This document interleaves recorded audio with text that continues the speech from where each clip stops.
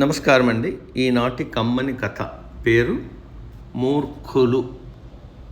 వినిపిస్తున్నది మీ విజయభాస్కర్. రామాపురంలో నలుడు బలుడు అనే ఇద్దరు స్నేహితులు ఉండేవారు. వారిద్దరూ పొరుగింటి వాళ్ళే అయినా ఒకరిని చూసి ఒకరు విపరీతంగా ఈర్ష్యపడుతూ ఉండేవారు.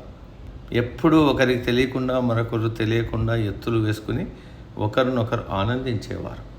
ఇలా ఉండగా ఆ గ్రామానికి ఒక ముని వచ్చాడు.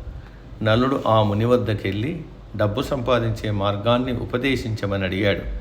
దానికి ఆ ముని అరణ్యానికి వెళ్ళి బ్రహ్మదేవుడికి తపస్సు చేస్తే కోరిక నెరవేరుతుందని చెప్పాడు.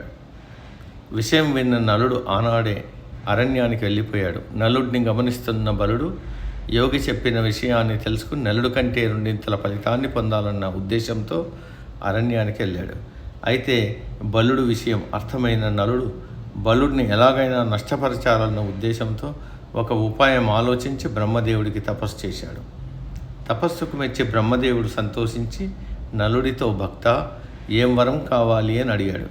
దానికి నలుడు స్వామి నా కన్నులో ఒక కన్ను పోయేట్టు అనుగ్రహించండి అన్నాడు. నలుడు ఈ కోరికకు బ్రహ్మదేవుడు విస్తుపోతూ తదాస్తు అంటూ అదృశ్యమయ్యాడు.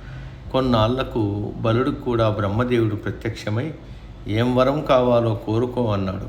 నలుడికి ఏమిచ్చారో దానికి రెండింతల వరం ప్రసాదించండి ప్రభు అంటూ ప్రాధేయపడ్డాడు బలుడు.